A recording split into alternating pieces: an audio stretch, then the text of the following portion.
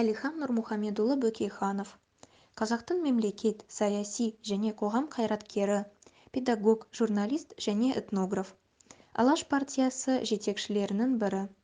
1917-1920 жылдар аралығында Алаш автономиясының төрағасы, премьер-министрі.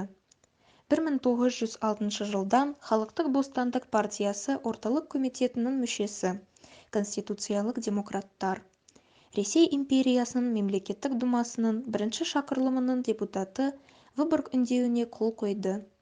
Уақытша үкіметтің Қазақстан бойынша комиссары, губернаторлық өкілеттіктері бар. 1917 жылы Әлихан Бөкейханов Қазақстанның тұңғыш премьер-министрі болып саналады. 1905 жылы 6-13 қарашада Мәскеуде өткен земство және қала басшыларының бүкіл ресейлік съезіне қатысты.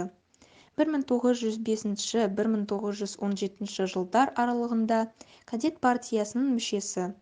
1906 жылы 5-6 қаңтарда Әлихан Бөкейханов қырғыз саяси қозғалысының жетекшісі ретінде тұтқындалды. Павлодар түрмесінде 3 ай, содан кейін Омбы түрмесінде 2 апта болған. Омич, Ертіс, Дала дауысы газеттерін басқарды. 1906-1917 жылдар кадет партиясы орталық комитетінің мүшесі. Бірінші мемлекеттік думаның Семей облысынан сайланған депутаты.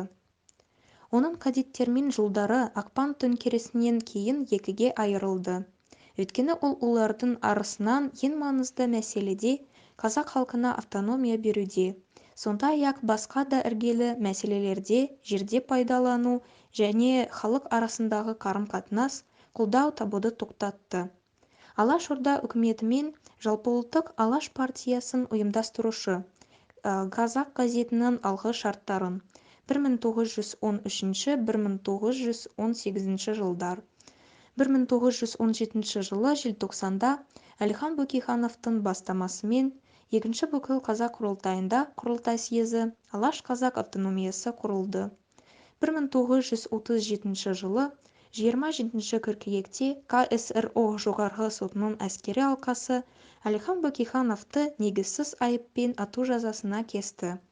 Жауап алулар мен әділетсіз сот процесінде ол Алаш партиясының әрекеттерін толығымен өз мойнына алып, қозғалысқа қатысушыларды қорғауға тырысты. Сол күні әскери трибунал үкім заңды күшіне енді. Бөкейханов сол күні Мәскеуде атылды.